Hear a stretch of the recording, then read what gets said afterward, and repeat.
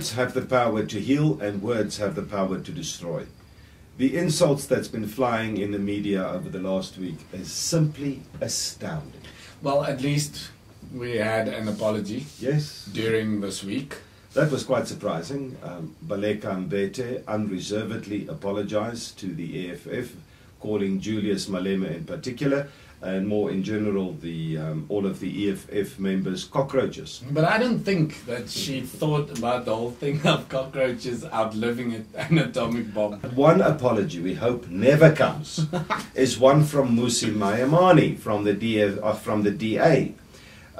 He apparently, in reply to the State of the Nation address, said the following, and I hope I quote him correctly when he said, "Please understand, Honourable President, when I use the term honourable, I do it out of respect for the traditions and conventions of this august house. But please do not take it literally, for you, Honourable President, are not an honourable man." Applause to Mmusi Maimane. But you've got some more news from the sporting fraternity. It's not really good news. Graham Smith, Biff, he's getting divorced from his Irish wife, Morgan. What I find amazing from this whole Graham Smith announcement, it was announced in the media that they will be separating, that they are divorcing, but yet then they tweet, "Please, can we have our privacy? Please, will you allow us, privacy to go through this?" Then why the hell tweet it? Why the hell announce your divorce on social media? Go through it quietly and say, when it's done, thank you very much, Morgan and I have separated. Our guest this week, as we have announced last week, is Liz Meyerink. And Liz had quite a bit to say about social media. Liz, what a great pleasure to be with you at home. Well, thank you for being here. Such fun. I'm so excited to be on the Go Show. It's a wonderful, wonderful opportunity that you've granted us to have a chat with you. Your new show is coming up as well soon? Well, there are a number of productions, movies and television and theatre, lots of stuff. As actors, we are always reflecting society.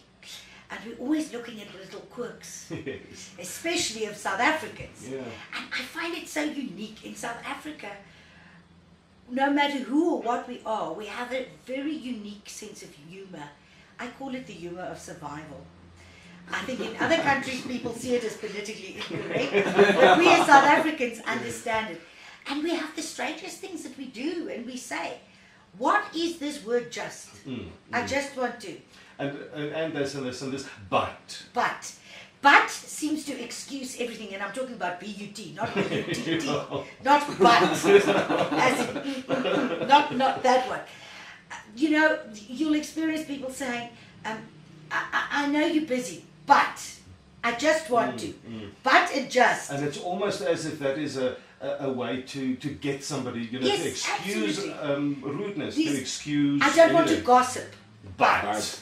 I don't want to be nasty, but. Yes. I don't want to sound greedy, but. So we've started using that word as a wonderful excuse for everything. And if you listen around you, just and but are words that all South Africans use. But I think sometimes we just don't think what we say. No, we don't, because we're desperate in that moment. South Africans, I think, are very good at making excuses. Yeah. But the funniest thing is that the person making the statement at that moment truly believes that others will believe it. Yeah. You know what I mean? Yeah. They actually hope that people will be stupid enough.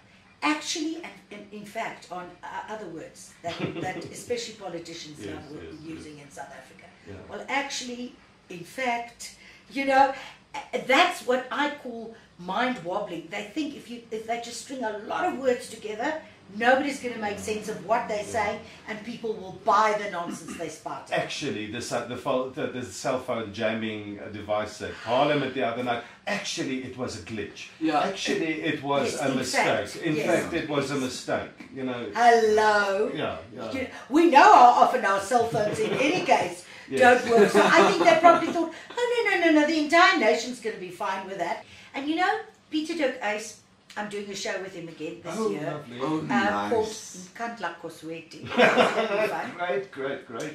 Peter de Uys taught me as a very young actress when I started working with him, and of course it's political satire, that we must remember any government works for us. Exactly. We elect, we might not agree with whoever is in power, but they have been elected by the people and we pay their salaries. So they are in our employment. Correct. We are not in their employment. And people forget that. I recently had a bit of an argument with somebody about freedom of speech and the duty of artists to speak out. Look, the history of artists going against what is the status quo is as old as mankind itself. We are the ones who have to show the mirror. And people don't like that mirror. And people tend to take things literally. Yeah. There's an Afrikaans television program at the moment called Vlug na Egypte, beautiful series. And there's an undertaker in the series. I haven't watched that particular episode, or some of the latest episodes, apparently, who him and his girlfriend have sex in a coffin. Yeah. So the board, the Society of Undertakers, wrote a very angry letter. People, please, this is a story. This is fiction. And that is exactly what Stark and them said, the producers and It's the writers. fiction. They said You it's know what? fiction. You know, if you believe, if you are so stupid to believe that the person on television or in the movie who commits a murder is really the serial killer, or is really the policeman, or really the doctor, or whatever, then you have to believe this. It's stories, and there is no way that we can make any form of stories without insulting somebody somewhere. My contention with this whole sex and coffin scene was the way that the Undertakers have now, spoken out and gone crazy about this. They've drawn attention to themselves. Exactly. And they think the public are stupid. Yeah, exactly. They think that people will actually believe that. And you know what? Don't tell me there's no sex in the workplace. There is sex in the workplace. I read a wonderful thing once that said sexual harassment in the workplace. Is it a problem for the self-employed? Yeah, that's Which is quite true. That's true. Yeah. Can we just grow up? There are so many important things that we need to worry about. It's just petty things. Because also, that same kind of criticism that you had to endure with Molly. Yes. When you played Molly. A mother doesn't drink. A mother Exactly. doesn't. A mother doesn't shout. A mother doesn't say things like that. They don't know my mother. not the drinking part, but the shouting part, definitely. You know what? There was not a single swear word in that series. Yeah. And people No, kept saying, actually not. fluke and scale, you swearing and No, it's Billy Estrasen created words like flop it, flippin', and words that we play as if they are swear words. Yeah. The thing is also that all satire and all humor implies that you will be insulting something or somebody. Think of the most simple joke. A blonde joke is insulting towards blondes. Absolutely. Think of any cultural joke. Think of any joke that's about a profession or a speech impediment or something. All humor is cruel. Yeah. The big theatre philosopher Henri Bergson already said it in the 17th century. There is no such thing as making something funny or commenting on something without treading on somebody's toes somewhere. And social media has created a very interesting platform. Suddenly everybody's an expert. Yes. Suddenly everyone's opinion counts. And this thing of people tweeting, just had coffee. Yes, and So what? was it with a hunchback dwarf who could speed yodel and has a lump on the shoulder? You know what? Then it's interesting. But Josh got up. So what? So what? This oversharing thing. And listen, it happens a lot in my profession. Yeah. Especially those baby, bokkie, rocky, socky, clocky singers, They feel they have to, and it's not only them, but there are a lot of them, feel they have to share every moment of their life. Who cares? These people who appear in every magazine on the covers.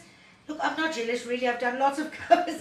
It's not that. They've just gotten married. Hello? And so has 7 billion other people have had a baby. Yes, and so has 7 billion other people. What is this? While we've got you on a roll here, Liz, I also know you hate these talent competitions where you've got to vote for I can't stand it. Idols, Idols and X Factor, You those know kinds of why? nonsense. It's good to create new talent, but the thing is, those people are used like cannon fodder.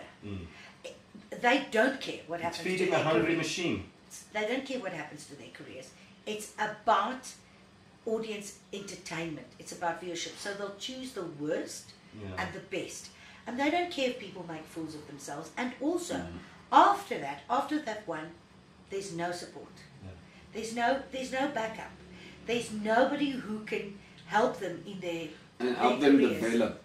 Yeah, because you can't leave those people alone. You've now pumped them up to a level Exactly, which and they now- think they But- have achieved something, but they haven't. Yeah, but that's why so many of the people that come second, third, fourth, they eventually ones make that actually the go on. huge. But again, it Yeah. connects to me with Yeah, you know, and- I'm an old toppie here, and No, I you're mean, not. this Young bokkie. this pretty young lady has taught this old man a couple of tricks along the year. Yeah, Another absolutely. thing that you have once said, which have really stuck with me, was that if you do your job with integrity, money, fame, and all the accolades will follow automatically. Thank you so So, much. And my best wishes go with you. And I think it's very important that we can share all the wonderful quirks of our country, the good and the bad, because you know what? That is what makes the rich tapestry of a society. Well, Liz, with all your shows and movies and writing and what have you, we hope that it really, really is a good year this year, 2015. So, until next time, follow us on Twitter. And on Facebook. Yes. Until next time. Cheers. Cheers.